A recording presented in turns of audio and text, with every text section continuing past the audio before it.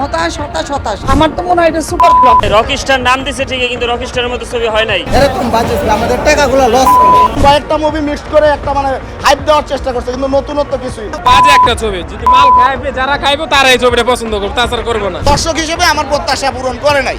সিনেমার ডিরেক্টরে বলবো বেশি বেশি পুষ্টিকর খাবার খান, মাথায় বুদ্ধি রাখেন। প্রেম টু প্রেম একই রকম। দর্শকদের প্রত্যাশা পূরণে ব্যর্থ ঈদে মুক্তিপ্রাপ্ত আলোচিত সিনেমা রকস্টার। সিনেমাটি দেখে বুক ভরা হতাশা প্রকাশ করছেন অনেক দর্শক। এরকম বাজে আমাদের টাকাগুলো লস করে। আমার তো মনে হয় এটা সুপার ফ্লপ। শুধু তাই নয়, কেউ কেউ তো পুরো সিনেমা শেষ না হতেই পরিবার নিয়ে মাঝপথেই হল ছাড়তে বাধ্য হচ্ছেন। স্টোরিটা ভালো লাগেনি, একদম মানে জগা খিচুড়ি হয়ে গেছে, কোনো কাহিনী নেই এটার। বিশেষ করে পরিবার নিয়ে সিনেমাটি দেখতে আসা দর্শকদের একাংশ দেশের শীর্ষস্থানীয় ইংরেজি দৈনিক ডেইলি সানকে জানান রকস্টার সিনেমা ঘিরে তাদের এই অসন্তোষের কথা। সিনে শুধু ড্রাগস থাকবে, ছবির প্রতিটা চিনে গালাগালি থাকবে, এটা তো হতে পারে। আমার জন্য বের হয়ে আসছে, ওনারও ভালো লাগে না, আমারও ভালো লাগে না। ঈদুল আজহা উপলক্ষে বৃহস্পতিবার দেশের বিভিন্ন সিঙ্গেল স্ক্রিন ও মাল্টিপ্লেক্সে মুক্তি পায় রকস্টার।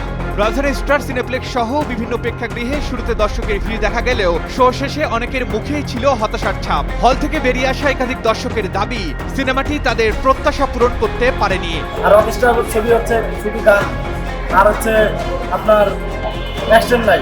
অনেকে বলছেন এটি পূর্ণাঙ্গ সিনেমার চেয়ে নাটকের মতো বেশি মনে হয়েছে। লজ্জা লাগে। পিসটা দেখে একেবারে হতাশ হয়েছিলাম, হতাশ হতাশ হতাশ।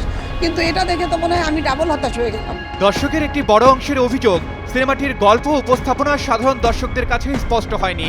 বিশেষ করে যারা শাকিব খানের আগের অ্যাকশনধর্মী সিনেমা তুফান বা তাণ্ডবের মতো গল্প প্রত্যাশা করেছিলেন, তারা রকস্টারের ভিন্নধর্মী নির্মাণে কিছুটা বিভ্রান্ত হয়েছেন। আবার কেউ কেউ সিনেমাটিকে বলিউড সিনেমার অনুকরণ বলে মন্তব্য করছেন।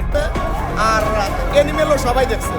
আমি শুধু এই তিনটা ছবি যারা দেখছে তারা যদি হলে আসে তাহলে তাদের মনে হবে যে আমরা দেখা ছবি দেখতেছি, কারণ প্রেম টু প্রেম একই রকম। দর্শকদের অভিযোগ সিনেমাটি জুড়ে বারবার মাদক ও নেশা জাতীয় উপাদান দেখানো হয়েছে, যা পরিবার নিয়ে দেখার জন্য উপযোগী নয়। ঈদের মতো পারিবারিক উৎসবে এমন কন্টেন্ট দেখে অনেকে বিব্রতকর পরিস্থিতিতেও পড়ছেন। কিছু দর্শক জানান পরিবার নিয়ে সিনেমা দেখতে এসে তারা 15 মিনিটের মাথায় হল ত্যাগ করতে বাধ্য হয়েছেন। প্রায় 15 মিনিট মতো ছবিটা দেখে আমার ওনার প্রতি বিরক্ত হয়ে গেছে, যার কারণে বের হয়ে চলে আসছে। রাজধানীর স্টার সিনেপ্লেক্সে সিনেমা দেখে বেরিয়ে আসা এক দর্শক ডেইলি সানকে বলেন পুরো সিনেমা জুড়ে মাদক দ্রব্যের ব্যবহার বারবার দেখানো হয়েছে। প্রচুর পরিমাণ নেশা দ্রব্য বিষয়গুলো তুলে ধরা হয়েছে।